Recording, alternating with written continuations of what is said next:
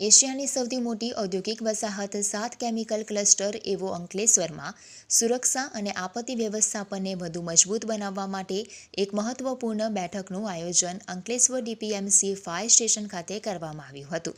ભરૂચ જિલ્લા કલેક્ટર ગૌરાંગ મકવાણાની અધ્યક્ષતામાં disaster prevention and management centre ખાતે યોજવામાં આવેલ સમીક્ષા બેઠકમાં નોટિફાઈડ અધિકારી, જીઆઈડીસી અધિકારી, ડીપીએમસી અધિકારી અને ફાયર લશ્કરો ઉપસ્થિત રહ્યા હતા.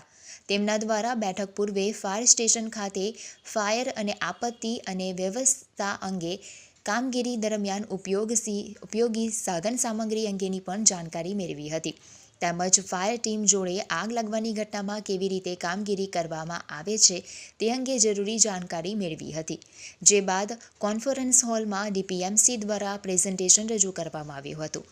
આ બેઠકમાં પ્રાંત અધિકારી બી.એ. જાડેજા, અંકલેશ્વર મામલતદાર કરણસિંહ રાજપૂત, ડીપીએમસીના વિજય આસર, નોટિફાઈડ અધિકારી ચિંતન પટેલ, જીઆઈડીસી અધિકારી, ડીપીએમસી મેનેજર પ્રિતેશ પટેલ સહિત તાલુકા આપત્તિ અને વ્યવસ્થાપન મંડળના સભ્યો ઉપસ્થિત રહ્યા હતા. જિલ્લા કલેક્ટર ગૌરાંગ મકવાણા દ્વારા બેઠક દરમિયાન અંકલેશ્વર પાનોલીના આવેલા ઉદ્યોગોના તમામ યુનિટ અંગે સંપૂર્ણ વિગતો સાથેની એક એક્સેસ પ્લાન જરૂરી છે. જો કોઈ કેમિકલ લાગે તો તેના એન્ટીડોટની જાણકારી પણ હોવાની જરૂરી છે. આ માટે દરેક કંપનીને પોતાના યુનિટના સ્ટ્રક્ચરથી લઈને વપરાતા કેમિકલ અને કંપની અંગે સંપૂર્ણ માહિતી ચાર્ટ બનાવવા અને તેના આધારે ફાયર કે કોઈ ઘટના બને ત્યારે કામદારોને સુરક્ષિત રીતે બહાર આવી શકે તે માટે તેમને તૈયાર કરવા જોઈએ. અને આવા એક્સેસ પ્લાન તૈયાર હોય તો ફાયર જેવી હોનારત સમયે જલ્દી કાબૂ મેળવી શકાય તેમજ કામદારોના જીવ બચાવી શકાય. વધુ દરેક કંપની દ્વારા સમયાંતરે કંપની ખાતે મોકડ્રીલ કરી ફાયર અને સેફટી બાબતે કામદારોને જાગૃત કરવા પણ તાકીદ કરી હતી. સૌને નમસ્કાર. આજરોજ અંકલેશ્વર ખાતે માનનીય જિલ્લા કલેક્ટર સાહેબ શ્રી ગૌરાંગ મકવાણા સાહેબ અને અન્ય અધિકારીની ઉપસ્થિતિમાં ડીપીએમસી ખાતે એક બેઠકનું આયોજન કરવામાં આવ્યું હતું.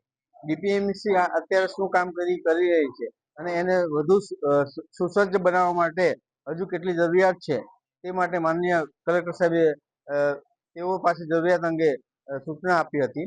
અને વધુમાં ડીપીએમસી અત્યારે જે કામ કરી છે તેની સરાહના પણ કરી હતી.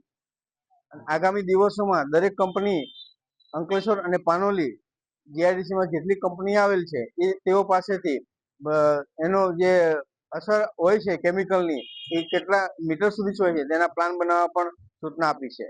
આ બાબતે અંકલેશ્વર આપના માધ્યમથી જણાવું છું કે અંકલેશ્વર ઇન્ડસ્ટ્રી અને પાનોલી ઇન્ડસ્ટ્રીમાં જે સાવચેતીના પગલાં રાખવાના હોય છે તે માટે સમયાંતરે મોક ડ્રીલ કરવા પણ માનનીય સાહેબે સૂચના આપેલ છે.